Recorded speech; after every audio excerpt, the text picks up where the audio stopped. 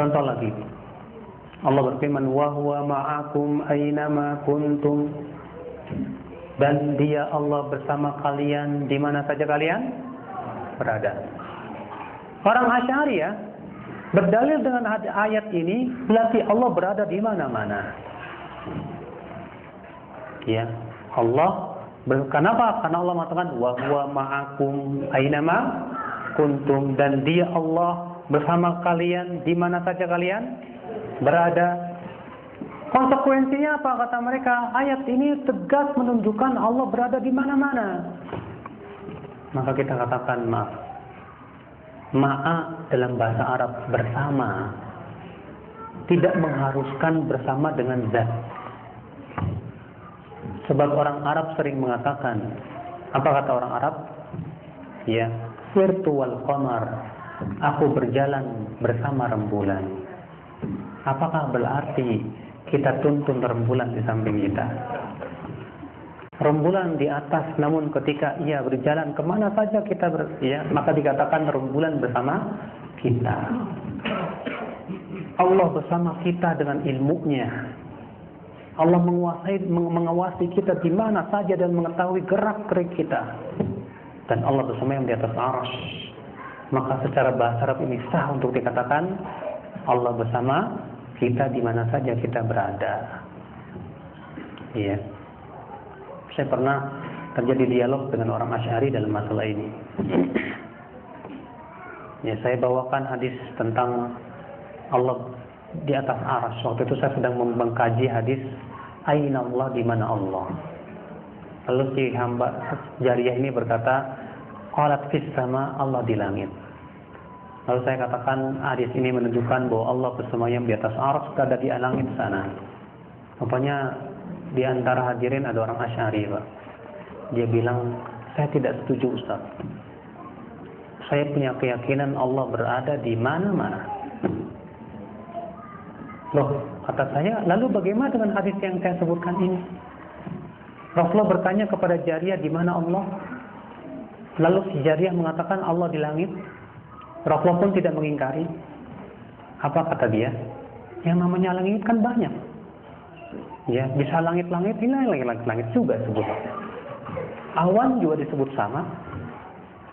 Wa anzalna minas sama'i ma'an, dan kami turunkan dari langit itu hujan. Awan kata dia. Ya. Jadi yang namanya langit itu banyak maknanya. Tidak boleh kita tentukan sendiri kata dia. Loh, kata saya, penting untuk kita tentukan bahwa yang dimaksud dengan sama di sini langit yang ada di atas. Karena adanya ayat-ayat yang menunjukkan kepada itu. Iya. Mana ayatnya kata dia? Saya sebutkan ayatnya. Allah berfirman Ar-Rahmanu 'alal 'arsy istawa. Allah bersemayam di atas arsy. Allah juga berfirman ilaihi yas'adul kalimut thayyib dan kepada Allah lah kata-kata yang baik itu naik. Dan Anda juga yakin bahwa Al-Quran turun dari Allah, iya kan? Iya. Yang namanya turun dari bawah ke atas atau dari atas ke bawah? Iya. Kata dia, bolehlah Anda membawakan ayat-ayat itu dengan pemahaman Anda. Tapi ada ayat yang tegas sekali mengatakan wa huwa ma'akum aina ma kuntum, kata dia. Dan dia Allah bersama kamu di mana kamu berada. Ayat ini tegas mengatakan Allah bersama kita. Allah mengabdi di mana-mana.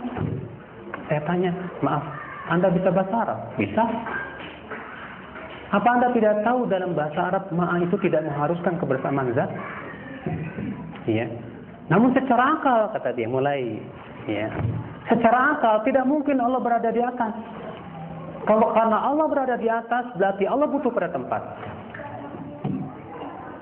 Ya udahlah kata saya, Pak, kayaknya saya tidak ada manfaatnya bawain dalil sama Bapak. Karena Bapak ini sudah mulai akal-akalan. Ya. Jadi kalau menurut Bapak Allah itu berada di mana? Di mana-mana. Di comberan ada. Ya. Diam dia. Ya enggak, di tempat bersih. Loh, katanya di mana-mana. Ya. Sekarang Bapak ngomong di tempat bersih. Iya. Di mana, Pak? Ya itu tempat bersih, mana dalilnya? Mana yang lebih bersih, Pak? Bumi apa langit? Bumi banyak maksiat loh Pak, banyak kotoran, banyak najis. Ya. Kalau Bapak katakan berada di mana-mana, konsekuensinya pasti seperti itu. Akhirnya dia bilang, kalau begitu Allah tidak berada di mana-mana. Wallah Pak, ini saya mau ketawa tapi kasihan gitu ya. Makanya saya bilang tadi ya, Mas, Pak, Bapak bilang Allah tidak berada di mana-mana. Yang namanya dunia alam ini tidak lepas dari dua loh Pak. Di dalam alam dan di luar alam. Yang Bapak bilang kalau Allah berada di dalam, tidak di mana-mana, maksudnya tidak di dalam alam, saya setuju sama Bapak.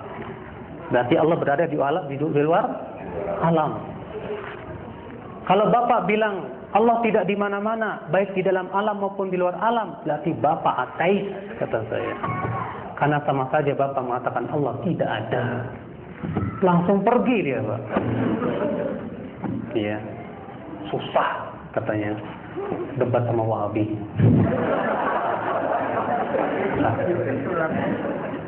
Iya. Yang lebih lucu lagi Pak, saya pernah debat di Bekasi ya, sama orang Asy'ari juga. Ketika dia mengatakan, saya tidak setuju Ustaz Allah berada di mana-mana. Saya berada di atas arsy. Saya punya keyakinan Allah berada di mana-mana. Saya tanya lagi dengan pertanyaan yang serupa. Jadi menurut Bapak Allah berada di mana-mana? Iya. Di Comberan ada? Ada. Di Comberan ada Pak? Ada, kata dia. La ilaha illallah. Bapak tahu Comberan tempat-tempat yang apa menjijikan? Itu kan menjijikan menurut manusia. Menurut Allah tidak menjijikan. La haula wala quwwata illa billah, kata saya. Baik Pak, saya mau tanya. Boleh nggak wudu pakai air comberan?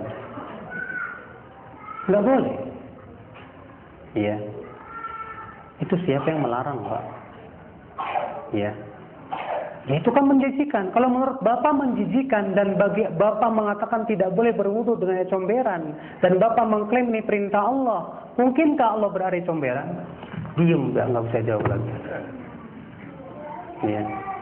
Itu keadaan, masya Allah banyak sekali terkadang akal-akal tuh memaksa-maksakan diri. Pak. Kalau kita kejar-kejar dengan akal lagi sebetulnya payah juga. Karena apa? Mau tidak mau akal pun harus mengakui bahwa Allah berada di atas. Ya, secara akal sehat. Makanya ketika ya Imam Al-Juwaini menetapkan dalam majelisnya bahwa Allah tidak di atas, tidak di bawah, tidak di kanan, tidak di kiri, tidak di mana-mana. Maka kemudian muridnya yang bernama Hamdani berkata, wahai guruku, mungkin secara akal pikiran katakanlah demikian. Lalu bagaimana kita bisa menolak darurat hati kita ketika kita berdoa? Tidaklah kita berdoa kepada Allah kecuali hati kita selalu menghadap ke atas. Maka ya Imam Haramain pun diam. Akhirnya dia tepuk jidat. Aduh, Hamdani bikin aku pusing. Ya. Tak berapa lama kemudian beliau pun taubat, kemudian menetapkan bahwa Allah bersemayam di atas arsy. Ya. Kenapa? Karena secara fitrah tidak mungkin, Pak. Fitrah manusia. Tidak mungkin ada orang berdoa ke bawah, ya Allah, ya. Atau ke samping, ya Allah. Enggak. Pasti ya Allah, hati kita kemana? Ke atas. Fitrah itu. Dan tidak bisa ditolak oleh siapapun juga. Karena itu sudah fitrah manusia. Ya. Ikhwatul Islam, azani Allah wa iyyakum.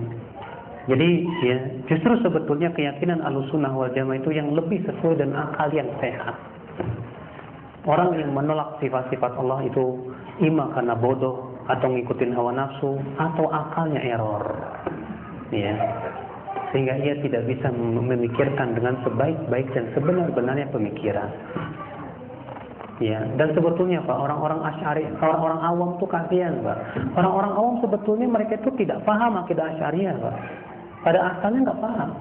Buktikan. Bapak tanya kepada orang awam, kamu ibadah mengharapkan ridho siapa? Pasti dia jawab, Pak, Saya mengharapkan ridho Allah. Padahal dalam sifat 20 nggak ada sifat ridho. Sebetulnya orang awam tuh apa? Ya, mengakui akan sifat-sifat Allah secara fitrahnya. Ketika kita katakan kepada dia, kamu nggak takut kalau Allah murka sama kamu? Dia takut lah, saat masa saya nggak mau dimurkai oleh Allah. Berarti dia secara fitrahnya mengakui Allah punya sifat murka. Fitrah, Pak, fitrah. Ya. Tapi karena akal lagi, yang mereka anggap itu sebagai sebuah ya qat'iyat, sesuatu yang pasti kebenaran, yang padahal itu sebutannya hanya dunun, ya dugaan-dugaan akal yang sangat lemah sekali. Bahkan kaum Asy'ariyah sendiri tak terasa terkadang mereka telah jatuh dalam perkara yang bertabrakan dengan keyakinan mereka sendiri. Buktinya mereka merayakan yang disebut dengan apa? Isra Mi'raj. Buktinya mereka merayakan yang disebut dengan nuzulul Quran. Kalau antum tanya, Mas, kamu merayakan Isra Mi'raj itu artinya apa? Ya, yaitu Rasulullah diangkat ke langit. Ketemu siapa? Ketemu Allah. Di mana? Langit ke-7. Nah, kan seharusnya kamu meyakini dong kalau Allah berada di langit ke-7. Kalau ada di mana-mana, ngapain Rasulullah harus ketemu Allah ke sono? Ke Cipenjo aja sono. Ya.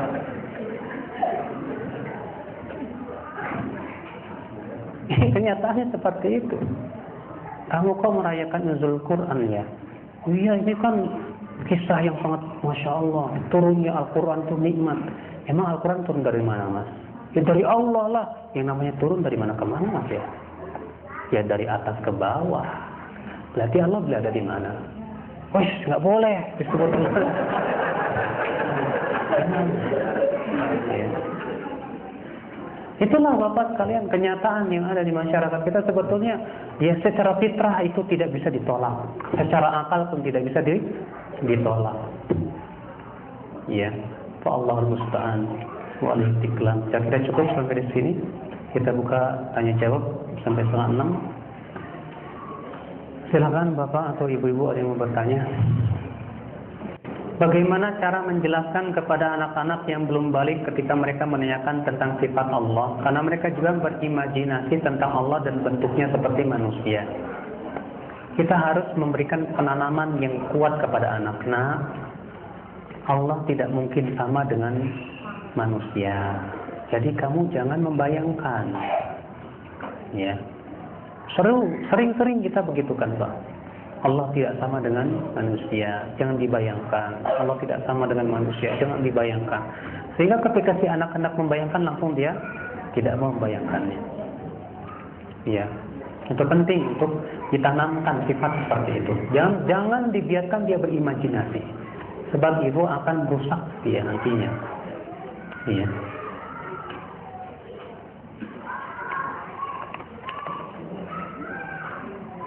Apakah kita hanya akan melihat wajah Allah saja ketika kita berada di surganya saja? Betul, karena ayat dan hadis menunjukkan kepada itu. Iya. Allah berfirman, lilladzina ahsanul husna wa ziyadah. Untuk orang-orang yang berbuat kebaikan, yang orang yang beriman akan diberikan al-husna, yaitu surga, wa ziyadah, dan tambahan. Ditafsirkan Rasulullah, tambahan yang dimaksud dalam ayat ini melihat wajah Allah di dalam surga. Ya. Namun disebutkan dalam hadis bahwa kaum mukminin nanti akan melihat Allah juga di padang mahsyar. Ketika diseru ada malaikat penyeru, ya, hendaklah setiap manusia, setiap orang mengikuti sesembahannya. Yang menyembah batu ikut batu, yang menyembah matahari ikut matahari, yang menyembah masing-masing sesembahnya ia ikuti. Fayabqal mu'minun, kata Rasulullah, tersisa kaum mukminin. Lalu Allah pun datang kepada mereka dengan bentuk yang mereka tidak kenal. Lalu Allah berfirman, man tantawirun, siapa yang kalian tunggu? Kata mereka, nantawiru Rabbana, kami menunggu Rabb kami, itu Allah. Lalu Allah berfirman, "Ana rabbukum," aku Rabb kalian. Lalu kaum mukminin berkata, "Ma'adallah an nusyrika billahi syai'a." Kami berlindung kepada Allah untuk mempersekutukan Allah sedikit pun juga. Kemudian Allah pun menyingkapkan betisnya. Rasulullah membacakan firman Allah, "Yauma yukshafu an saqin." Pada hari disingkapkan betis. Rasulullah menafsirkan Allah pun menyingkapkan betisnya. Di saat itu kaum mukmin pun kenal kepada Allah. Langsung mereka pun sujud, kecuali orang-orang munafik. Setiap kali mau sujud, dia punggungnya lempeng lagi. Dia pun sujud nggak bisa, lempeng lagi.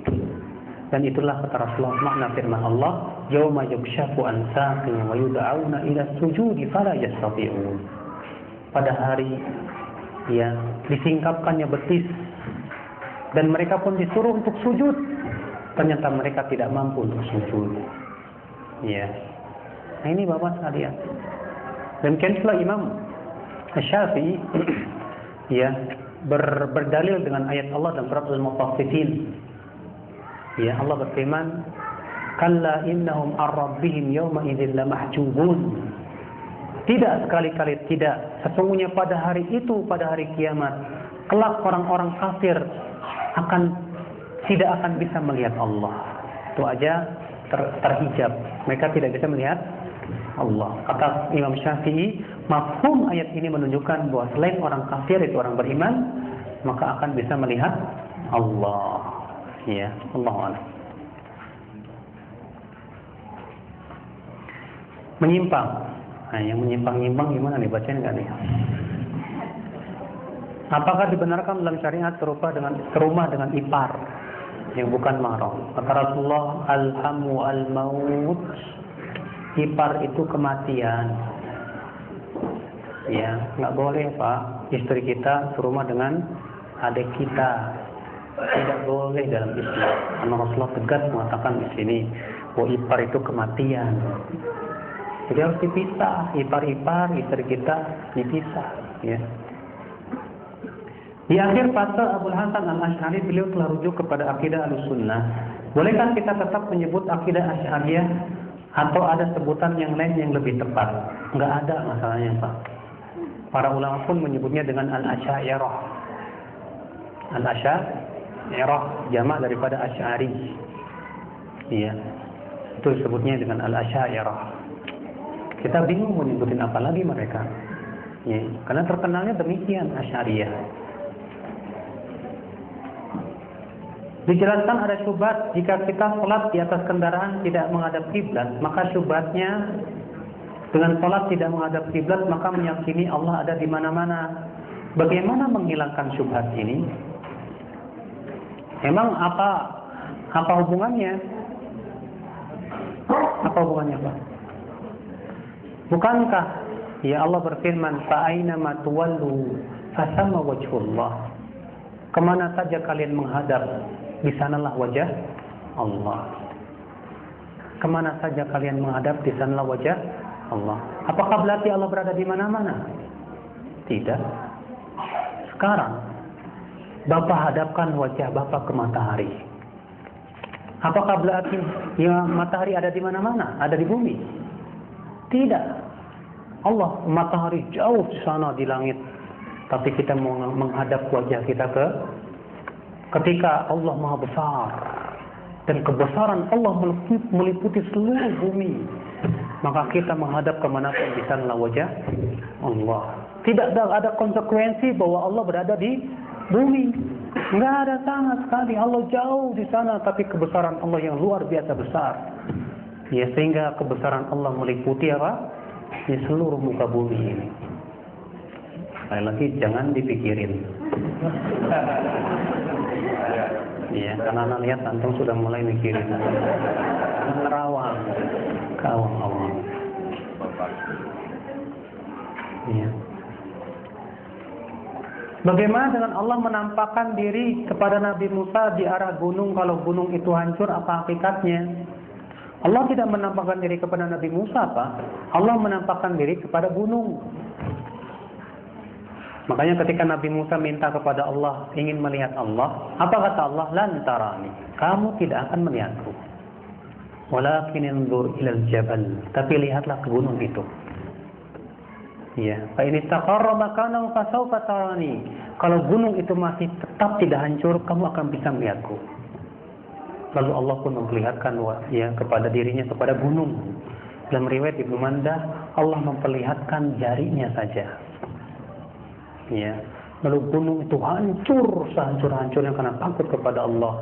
Maka Nabi Musa pun pingsan karena tidak kuat. Ya. Makanya ikhwatul Islam, Nabi Musa tidak melihat Allah Subhanahu wa taala. Ya. Karena hijab disebutkan dalam hadis hijabuhun nur. Lau kasyafat an hijabihi la ahfaqat ya ma mada basari atau kama qala. Kata Rasulullah, hijab wajah Allah itu hijabnya cahaya. Kalau Allah membuka hijab cahayanya itu, maka akan terbakar semua yang dilihat oleh Allah. Sedangkan semuanya tidak lepas dari penglihatan Allah Subhanahu wa taala. Ya. Apa konsekuensi dalam ibadah jika tidak memahami nama dan sifat Allah dengan benar? Konsekuensinya kita nggak khusyuk. Ya. Bagaimana kita mau bisa khusyuk sementara kita tidak kenal Allah siapa, Allah apa, dan bagaimana akan khusyuk? Bagaimana kita akan rasa takut, kita akan tumbuh ketika kita tidak kenal siapa Allah Subhanahu wa taala? Iya. Tapi ketika Bapak yakin saya punya Allah yang maha besar, saya punya Allah yang maha keras siksanya, pasti akan tumbuh rasa takut. Ketika Bapak yakin saya punya Allah yang sangat kasih sayang kepada hambanya, saya punya Allah yang sangat indah sekali namanya, demikian pula ciptaan dan pensyariatannya, maka akan tumbuh rasa cinta. Ya. Bagaimana kita menyikapi atau membayangin Allah dalam sholat? Waduh, gimana dong, coba bayangin Allah. Saya mau tahu, ya penanya nih, saya dalam sholat membayangin Allah, Ustaz. Gimana bayanginnya? Ya. Pernah suatu ketika Abdurrahman bin Mahdi setelah kajian hadis, rupanya ada pemuda, dan pemuda itu kebetulan anaknya gubernur. Dan Imam Abdurrahman bin Mahdi mendengar bahwa pemuda ini suka membayangkan Allah dengan imajinasinya. Kemudian dipanggilnya si pemuda itu, "Hai pemuda, kemari, duduklah. Coba kamu sifati Allah." Akhirnya dia pun mensifati dengan imajinasinya, Allah begini. Lalu Abdurrahman bin Mahdi berkata, "Cukup. Kamu punya ilmu tentang malaikat?" "Punya." "Tahukah kamu bahwa malaikat itu punya sayap?" "Tahu." "Kamu punya ilmu tentang malaikat Jibril?" "Punya." "Tahukah kamu bahwa malaikat Jibril punya sayap 600? "Tahu." "Sekarang coba bayangkan dan gambarkan malaikat yang punya 3 sayap." "Wah, nggak bisa saya." Subhanallah, kamu tidak bisa membayangkan malaikat, padahal itu makhluk Allah. Lalu kamu membayangkan Allah pencipta malaikat? Ya, akhirnya si pemuda itu taubat. Ya, tidak mau lagi membayangkan atau mensifati Allah dengan akal-akalnya. Ya, nggak mungkin, Pak. Jadi Bapak, gimana dong Ustaz supaya, kan disebutkan dalam hadis bahwa ihsan itu kamu beribadah kepada Allah seakan-akan kamu melihat Allah. Kan kata Rasulullah seakan-akan, bukan berarti kamu melihat seakan-akan. Jadi gimana dong seakan-akan? Saya bayangkan, tidak mungkin terbayangkan zat Allah. Seakan-akan itu artinya kamu melihat Allah, saking kamu kenal Allah dengan nama-nama dan sifat-sifatnya, sehingga saking dalamnya keilmuan kamu terhadap Allah menjadikan seakan-akan kamu melihat Allah subhanahu wa ta'ala. Nah, ini akal Islam azani Allah, yang sedangkan Allah tidak mungkin bisa terbayangkan.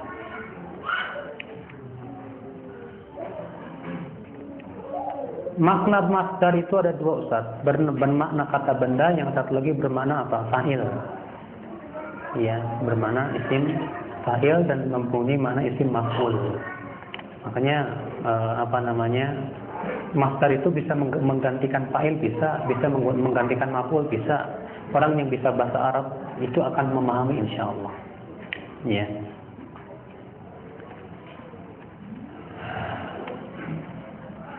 Menghafal nama-nama sifat Allah adalah wajib bagi kaum muslimin. Apa hukumnya berzikir dengan menyebut Asmaul Husna? Pak, Asmaul Husna itu bukan buat berzikir, Pak.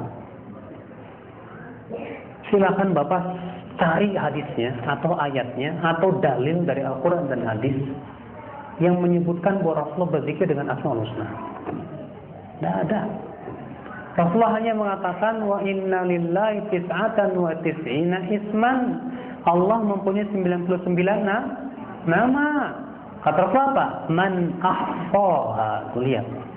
Siapa yang mengihsa'nya. Rasulullah tidak mengatakan siapa yang berzikir dengannya. Tidak. Rasulullah mengatakan siapa yang mengihsa'nya. Berarti nama Allah itu bukan untuk berzikir, tapi untuk diihsa'. Dan sudah saya sebutkan tadi, ihsa' itu ada 4 martabat. Yang pertama apa? Membaca. Apa? Mengenal dengan mencari dalil. Yang kedua apa? Menghafal. Yang ketiga apa? Memahami maknanya. Keempat apa? Mengamalkan konsekuensinya. Itu tidak ada dalam hadis-hadis Nabi SAW bahwa Rasulullah mengajarkan para sahabat, ayo zikir kamu dengan nama Allah. Sebab zikir dengan nama-nama Allah saja sama saja kita berzikir dengan kalimat yang tidak sempurna. Al-Hayyu Al-Qayyum misalnya, Al-Aziz Al-Jabbar, Al-Muhaimin Al-Quddus misalnya. Apa artinya Pak? Yang hidup, yang mati, ya, yang maha suci. Sudah seperti itu saja. Itu dalam bahasa Arab bukan kalimat sempurna. Makanya zikir-zikir Rasulullah pasti kalimat sempurna. Subhanallah, artinya maha suci. Alhamdulillah, segala puji bagi Allah. Allahu Akbar, maha besar Allah. La ilaha illallah, la haula wa la quwata illa billah. Maka Syekhul Islam ketika membahas tentang bolehkah kita berzikir dengan satu isim saja, Ar-Rahman, Ar-Rahman, Ar-Rahman, Ar-Rahman, Ar-Rahman, Ar-Rahim, Ar-Rahim, Ar-Rahim, Ar-Rahim. Beliau berkata, ini bid'ah menurut para ulama seluruhnya. Karena Rasulullah tidak pernah mengajarkan zikir seperti itu. Tidak pula para sahabat, tidak pula para tabi'in dan tabi'in. Dan juga dikarenakan Rasulullah tidak pernah mengajarkan berzikir dengan kalimat yang tidak sempurna. Coba kalau ada orang yang berzikir dengan Ar-Rahman, Ar-Rahman, Ar-Rahman, Ar-Rahman, Ar-Rahman. Apa artinya? Kalau bapak disebut nama bapak sama istri bapak, Junaidi, Junaidi, Junaidi, Junaidi. Ya. Atau bapak berkata Fatimah. Kenapa Mas Fatimah? Kenapa Mas Fatimah? Kenapa Mas? Kenapa Fit? Dengan Fatimah, Fatimah, Fatimah. Itu namanya kalimat yang tidak sempurna. Dan itu bukan pujian. Sebab sebatas menyebut nama. Tapi kita ucapkan Subhanallah, maha suci. Itu yang diajarkan Rasulullah, zikir-zikir Rasulullah yang diajarkan begitu, Pak. Makanya ya Rasulullah tidak pernah menjadikan nama itu untuk dijadikan tapi untuk diihsa. Ihsa itu dengan 4 martabat tadi. Kan sudah saya sebutkan tadi. Ihsa itu 4 martabat. Saya saya bingung mengartikannya gimana loh, Pak. Kalau orang Indonesia menyebutnya menghitungnya. Padahal menghitung itu salah satu dari derajat ihsa yang pertama. Sementara Imam Bukhari mengatakan ihsa itu artinya menghafalnya. Padahal ya ihsa itu mempunyai 4 martabat yang sudah saya sebutkan tadi. Ya, jadi saya lebih suka mengatakan mengihsa'nya. Ya, artiin aja sendiri. Anda pernah baca tentang zikir Asmaul Husna, membaca Ar-Rahman 100 kali akan mendatangkan banyak rezeki. Apa ini ada tuntunannya? Inilah apa namanya mengada-ngada. Pertama dia mengatakan baca Ar-Rahman 100 kali, pasti akan mendatangkan banyak rezeki. Kita katakan ini tuntunan dari siapa? Oh, buktinya saya pernah mengamalkan banyak rezeki saya. Maaf Pak, kebenaran itu tidak dilihat dari pembuktian. Kebenaran itu yang berasal dari Al-Quran dan hadis. Rasul aja nggak pernah mengamalkan, seakan-akan Bapak menganggap ini belum disampaikan sama Rasul. Saya tahu, Rasul nggak tahu. La ilaha illallah. Ya. Kalau itu baik, tentu Rasul sudah mengajarkan kepada kita. Maka terkadang, tapi kan buktinya, nah sekali lagi Pak, bisa jadi Allah Subhanahu Wa Taala memberikan rezeki beneran untuk menguji Bapak. Yang kedua, mengulur Bapak biar Bapak ya betah dengan kebid'ahan Bapak. Biar tambah keras siksanya pada hari kiamat. Karena Bapak menyelisih ya syariat Rasulullah sallallahu alaihi wasallam. Rasulullah tidak pernah mengajarkan begitu. Tidak pula para sahabat. Apa pernah mendengar ya Rasulullah mengajarkan bacalah Ar-Rahman 100 kali, bacalah Ar-Rahim 200 kali. Ya. Ikhwatul Islam, azani Allah wa iyyakum.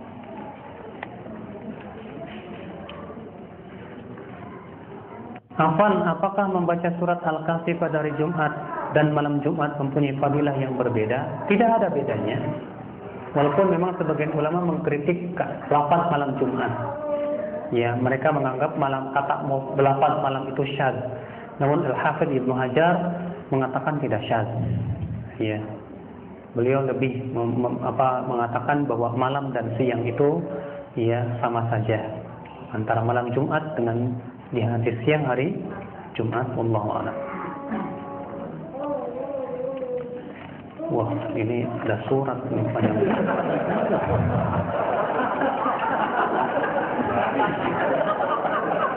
Waktunya tinggal 3 menit lagi Pak.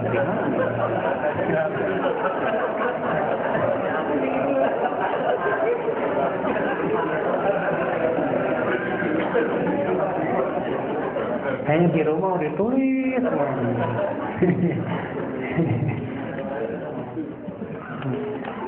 Dan semuanya di luar pembahasan lagi, gimana ya? Udah 5:30 nih. Nanti aja lah ya jawabnya ya. Ya, karena udah 5:30 ya, kita siap-siap dulu. Ini saja mungkin ini disimpan ya. Insyaallah kalau ada waktu kita jawab. Subhanallah bihamdik, asyhadu an la ilaha illa anta, astaghfiruka wa atubu ilaik. Wassalamualaikum warahmatullahi wabarakatuh.